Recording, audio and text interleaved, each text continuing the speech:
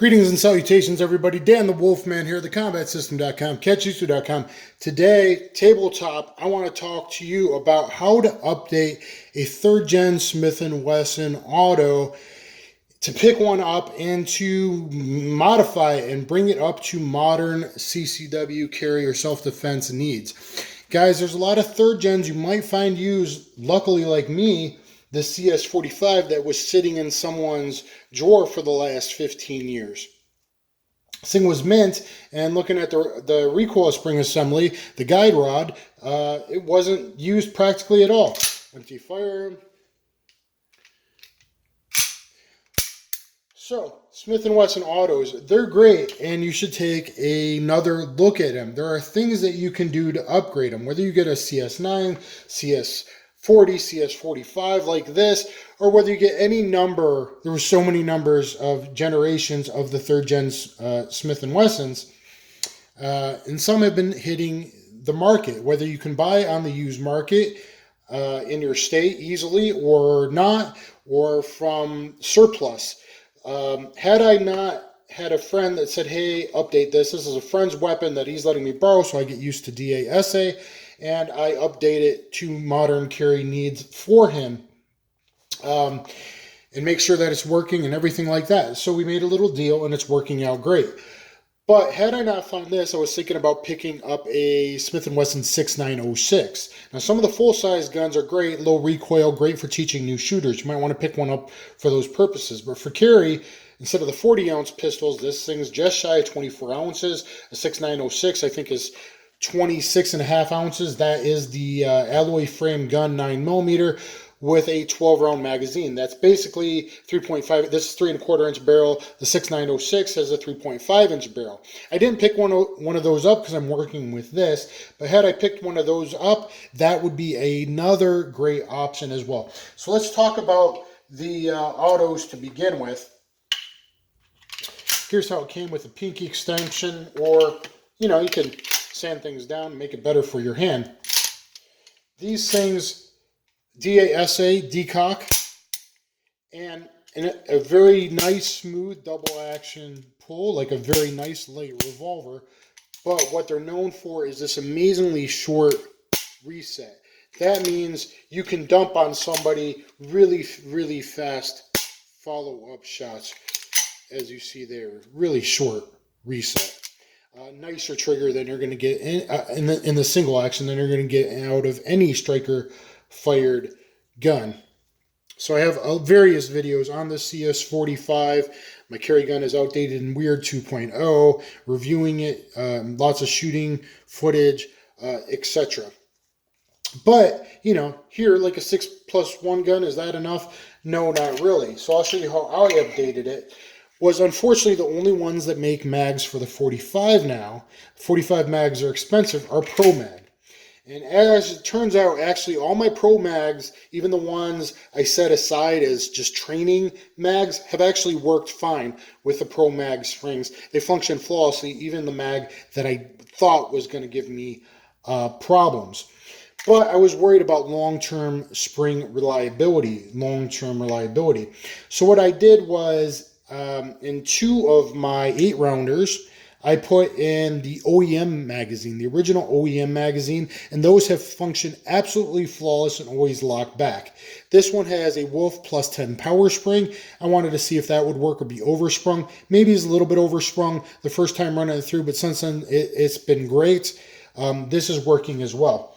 I also put the Wolf +10 power springs in 10-round magazines, these Pro Mag bodies, and that has worked functionally, reliably, perfectly with 2 out of the 3 that I've tried it in.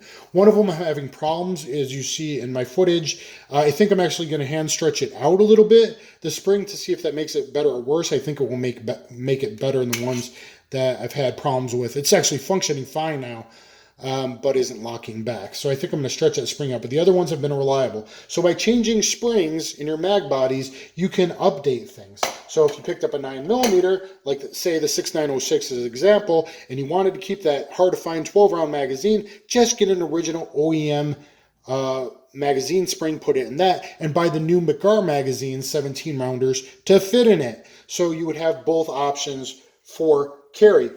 For a small concealed pistol like this, where you need fast, immediate first shot on target, I like the Access dot night sights, as you see here, because really you don't need to be reaffirming before you break a shot with the rears for pinpoint accuracy when you're 1 to 7 yards, maybe 15 yards. You definitely don't need that. So update it with some good Access night sights. You can find those, I think, for a lot of the 3rd gen models. Make sure you buy extra parts. As you found out in World War II, during World War II, there was a lot of battles, such as the Battle of Midway in June 1942. People always find they needed spare parts at the Battle of Midway. So, you can find your good spare parts, at least get a recoil spring, and for certain models, get a guide rod. These had plastic guide rods, so make sure you get a guide rod if you pick up a CS model. So a couple extra recoil springs.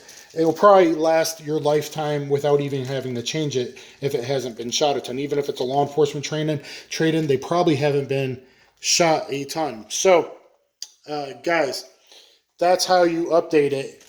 Get the extra gear, get the springs, update the night sights, update your magazines, put in new magazine springs. If it is a used gun, I would always get a new recoil spring.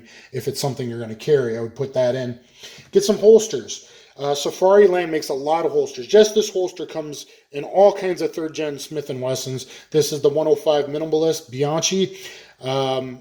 So it works great for this, for the 4.5 106 and all kinds of models. And then inside the waistband, Relentless Tactical sent me this, and it works because it's very hard to find something for this because I'm switching to appendix carry, and this has actually worked from every gun I have, from 3-inch barrels to 5-inch barrels, literally every single pistol I have. So this has worked out really great from Relentless Tactical. So get all your carry needs, update it, and I think you will find that a Smith & Wesson 3rd gen can be a great classic carry gun, and a lot safer DASA for appendix carry, at least when you're transitioning to appendix carry like I am, and that sweet single action for follow-up shots. A Smith & Wesson 3rd gen is really a gun that you can love and appreciate, because they just couldn't make them nowadays with the fit and finish, stainless steel, aluminum frame, all the many metal and stainless parts. They just couldn't make something like that nowadays at a price range to compete with the M&Ps and Glocks and striker-fired guns of the world. So to me, DASA still has a lot going for it. Safety, and some people think these have too many safeties. I carry a safety off, of course. But since I'm not law enforcement, it's not my only gun, and I carry multiple guns. But you would have this safety. It does have a magazine disconnect. You can actually take the magazine disconnect out. There's videos on YouTube how to do that. I haven't done it yet. I don't know if I'm going to. It's actually kind of nice to know, like, well, okay, I'm going to fiddle around. I put the safety on and take the magazine off. And, I'm being very safe and remembering it's loaded as I move it around the house, or, take it downstairs with me or something like that.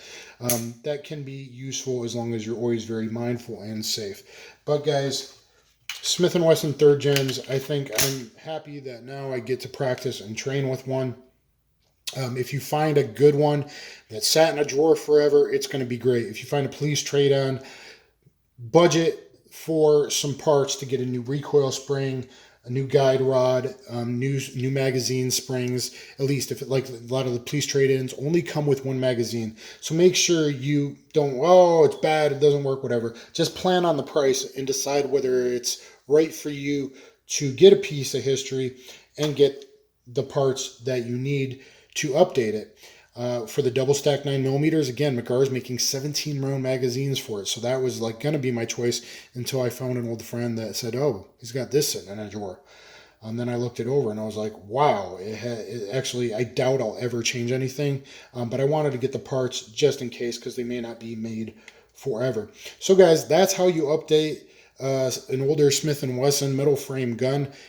to modern times, to modern carry. They were known for great reliability, great throaty feed ramps, and, you know, every law enforcement in the 90s was using these bad boys in some caliber or another. You know, going back to the 70s and 9mm, everyone had them in the 90s, CHP, etc., and 40 cal in the 90s. Into the mid to even late 2000s, California was still taking orders in some departments, when I believe when Smith & Wesson stopped selling them to the public when the M&Ps were taken over.